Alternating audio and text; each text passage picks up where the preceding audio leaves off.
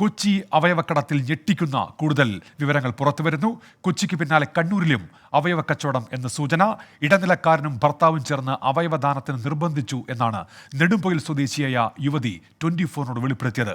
9 ലക്ഷം രൂപയാണ് വൃക്ക ദാനം ചെയ്യാനായി വാഗ്ദാനം ചെയ്തത്. പിന്മാറിയതോടെ ഇടനിലക്കാർ ഭീഷണിപ്പെടുത്തുന്നുവെന്നും യുവതി 24-നോട് വ്യക്തമാക്കി. ഇതിപ്പോൾ ഈ കിഡ്നീൻ്റെ ഒരു പ്രശ്നമായത് 1.5 വർഷമായി. 1.5 വർഷം എന്ന് പറഞ്ഞു കഴിഞ്ഞാൽ പിന്നെ ആ 1.5 വർഷത്തിനുള്ളിലാണ് ഈ കിഡ്നീൻ്റെ ഒരു പ്രശ്നം വന്നത്.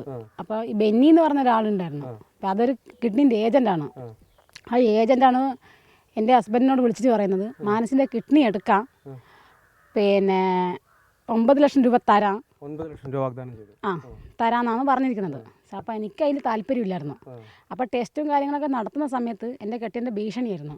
ആ ഭീഷണി ഞാൻ അയാൾ പറഞ്ഞതെല്ലാം അനുസരിച്ച് കേട്ടു. ഈ ടെസ്റ്റും കാര്യം നടക്കുന്ന സമയത്ത് തന്നെ എനിക്ക് പോലീസുകാരോടോ നാട്ടുകാരോടോ ഒന്നും പറയാൻ പറ്റുന്നൊരവസ്ഥയായിപ്പോയി. എൻ്റെ ഭർത്താവ് അതുപോലത്തെ ഒരു ഭീഷണിയിലായിരുന്നു.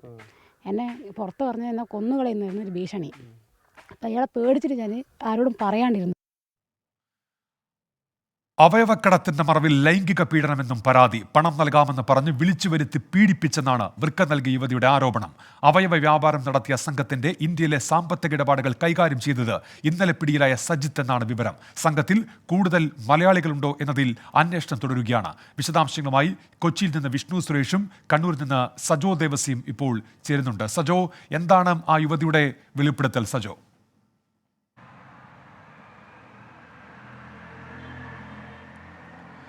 ഉന്മേഷ, അതീവ ഗൗരവ സ്വഭാവത്തിലുള്ളതും ഞെട്ടിക്കുന്നതുമായ വെളിപ്പെടുത്തലാണ് കണ്ണൂർ പേരാവൂർ നെടുമ്പോയിൽ സ്വദേശിനിയായ യുവതി നടത്തിയിരിക്കുന്നത്. യുവതി പറയുന്നത് അവയവ കച്ചവടത്തിനായി ആദ്യം ഈ ഇടനിലക്കാർ സമീപിച്ചത് യുവതിയുടെ ഭർത്താവിനെയാണ്. 8 വർഷം മുൻപ് 6 ലക്ഷം രൂപയ്ക്ക് ഭർത്താവ് വൃക്ക വിൽപ്പന നടത്തി എന്നാണ് യുവതി പറയുന്നത്. പിന്നീട് 1.5 വർഷം മുൻപ് വീണ്ടും ഇതേ സംഘം സമീപിച്ചു. യുവതി 29-കാരിയാണ്. ഇതേ യുവതിക്ക് 9 ലക്ഷം രൂപ നൽകാം, പ്രതിഫലം നൽകാം വൃക്ക നൽകിയാൽ എന്നതായിരുന്നു വാഗ്ദാനം. പിന്നീട് തുടർച്ചയായി നിർബന്ധിച്ചു. ഭർത്താവിൻ്റെ നിർബന്ധം കൂടിയായതോടുകൂടി യുവതി ആദ്യഘട്ടത്തിൽ സമ്മതിച്ചു. പിന്നീട് യുവതിയെ ആലുവയിൽ എത്തിച്ച് ഈ രേഖകൾ ഇവർക്ക് താൽക്കാലിക മേൽവിലാസം ഉണ്ടാക്കി അവിടെ എല്ലാ രേഖകളും തരപ്പെടുത്തി ടെസ്റ്റുകളൊക്കെ വേഗത്തിൽ പൂർത്തീകരിച്ചു. അങ്ങനെ സർജറിക്ക് ഡേറ്റും നിശ്ചയിച്ചു. പിന്നാലെ യുവതി പിന്മാറുകയായിരുന്നു. അതായത് ഇതൊരു തട്ടിപ്പ് സംഘമാണ് എന്ന തരത്തിലൊക്കെയുള്ള കാര്യങ്ങൾ പോയതോടുകൂടിയും പണം ഇക്കാര്യത്തിൽ തന്നെ വഞ്ചിക്കും എന്നൊക്കെ മനസ്സിലാക്കിയതോടുകൂടിയും യുവതി, അതായത് ഈ പണം തനിക്ക് മുഴുവനായും കിട്ടുകയില്ല എന്നൊക്കെയുള്ള ഒരു ആശങ്ക രൂപപ്പെട്ടതോടുകൂടി യുവതി പിന്മാറുകയാണ് ചെയ്തത്. പക്ഷേ പിന്മാറിയതോടുകൂടി വധഭീഷണി അടക്കം തുടർച്ചയായി ഇടനിലക്കാരും ഭർത്താവും ചേർന്ന് ഭീഷണിപ്പെടുത്തി, കൊല്ലുമെന്ന് ഭീഷണിപ്പെടുത്തി, ഇതൊക്കെയാണ് യുവതി പറയുന്നത്. 1 മാസം മുൻപ് ഇതേ വിഷയമൊക്കെ ചൂണ്ടിക്കാണിച്ച് തന്നെ ഇങ്ങനെ നിരന്തരമായി ഭീഷണിപ്പെടുത്തുന്നുണ്ട്, തനിക്ക് വധഭീഷണിയുണ്ട്. ഇങ്ങനെ ഈ വൃക്ക കച്ചവടവുമായി ബന്ധപ്പെട്ട് മറ്റു പലരും ഇതിൽ പെട്ടുപോയതായി തനിക്കറിയാം. ആദിവാസി മേഖലയിൽ നിന്നുള്ള ആളുകളാണിവർ. അങ്ങനെ ആദിവാസി മേഖലയിലുള്ള മറ്റുള്ള ആളുകളുടെയും അവരുടെ സാമ്പത്തിക പ്രയാസമൊക്കെ മുതലെടുത്തുകൊണ്ട് ചൂഷണം ചെയ്യാൻ ശ്രമം നടക്കുന്നു എന്നെല്ലാം കാട്ടി പോലീസിൽ പരാതി നൽകി. പക്ഷേ പോലീസ് അനങ്ങിയില്ല എന്നതാണ് ശ്രദ്ധേയമായ കാര്യം. ഈ വിവാദമായതിന് പിന്നാലെ പേരാവൂർ ഡിവൈഎസ്പിയുടെ നേതൃത്വത്തിലുള്ള പോലീസ് സംഘം എത്തി ഇന്ന് വൈകിട്ട് യുവതിയുടെ മൊഴി രേഖപ്പെടുത്തിയിട്ടുണ്ട്.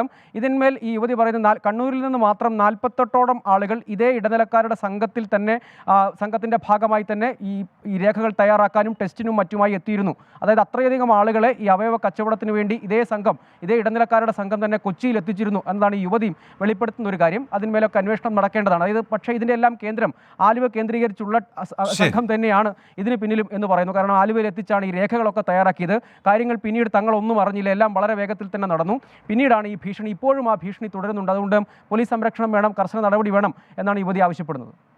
സജോ ദേവസ്യാണ് വിവരങ്ങൾ നൽകുന്നത്. വിഷ്ണു സുരേഷ് കൂടി ചേരുന്നുണ്ട്. വിഷ്ണുവും, ഈ കഴിഞ്ഞ ദിവസം പിടിയിലായ പ്രതിയുമായി ബന്ധപ്പെട്ട കൂടുതൽ വിവരങ്ങളൊക്കെ വരുന്നുണ്ട്. അതിനിടയ്ക്ക് ഒരു യുവതിയുടെ പുതിയ വെളിപ്പെടുത്തൽ കൂടിയുണ്ടല്ലോ, ലൈംഗിക പീഡനം എന്നുള്ള തരത്തിൽ. അതിന്റെ വിശദാംശങ്ങളും വിഷ്ണു.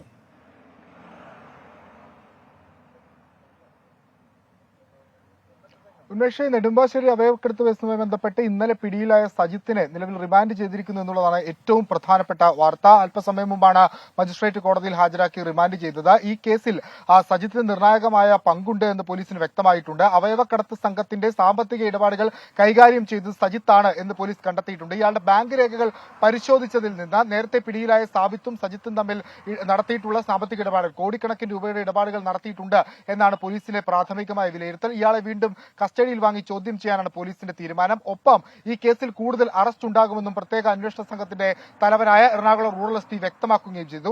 ഇതിനിടയിലാണ് പനങ്ങാട് നിന്ന് മറ്റൊരു പരാതി ഉയർന്നു വന്നത്. ഇത്തരത്തിൽ വൃക്ക കച്ചവടം ചെയ്ത ഒരു യുവതിയെ ഭീഷണിപ്പെടുത്തി പീഡിപ്പിച്ചു എന്നുള്ളതാണ് പരാതി. പണം നൽകാമെന്ന പേരിൽ വിളിച്ചു വരുത്തി അതിനുശേഷം പെൺകുട്ടിയുടെ നഗ്ന ദൃശ്യങ്ങൾ പകർത്തി പീഡിപ്പിച്ചു എന്നാണ് പരാതി. പക്ഷേ ആ കേസിന് നെടുമ്പാശ്ശേരി അവയവക്കടത്തുമായി ബന്ധമില്ല എന്നുള്ളതാണ് പോലീസിന്റെ ഒരു പ്രാഥമിക വിശദീകരണം. SP ഉൾപ്പെടെയുള്ള ആളുകളോട് നമ്മൾ ഇക്കാര്യങ്ങൾ ചോദിച്ചിരുന്നു. അതിന് ബന്ധമില്ല എന്നാണ് പറയുന്നത്. പക്ഷേ പനങ്ങാട് പോലീസ് ഈ യുവതിയുടെ പരാതിയിൽ നിലവിൽ അന്വേഷണം ആരംഭിച്ചിട്ടുണ്ട്. അവയവക്കടത്ത് അതിൽ നെടുമ്പാശ്ശേരിയിൽ പിടികൂടിയ കേസ് അതൊരു ചെറിയ സംഘമല്ല, വിപുലമായ ഒരു സംഘമാണ്. അന്വേഷണം ഇതര സംസ്ഥാനങ്ങളിലേക്ക് വ്യാപിക്കേണ്ടി വരും. ഒരു പക്ഷേ കേന്ദ്ര ഏജൻസികൾ ഇടപെടാനുള്ള അല്ലെങ്കിൽ വരാനുള്ള ഒരു സാധ്യത നിലവിൽ വളരെ കൂടുതലാണ്. എന്നാൽ നിലവിൽ അതുമായി ബന്ധപ്പെട്ടുള്ള ഒരു തീരുമാനവും ഉണ്ടായിട്ടില്ല എന്നാണ് അന്വേഷണ സംഘം വ്യക്തമാക്കുന്നത്. ഉന്മേഷ്. ശരി, വിഷ്ണു സുരേഷാണ് കൊച്ചിയിൽ നിന്ന് നെടുമ്പാശ്ശേരി അവയവക്കടത്തിന്റെ ഇന്നത്തെ അതുമായി ബന്ധപ്പെട്ട പുതിയ വിവരങ്ങൾ നൽകിയത്.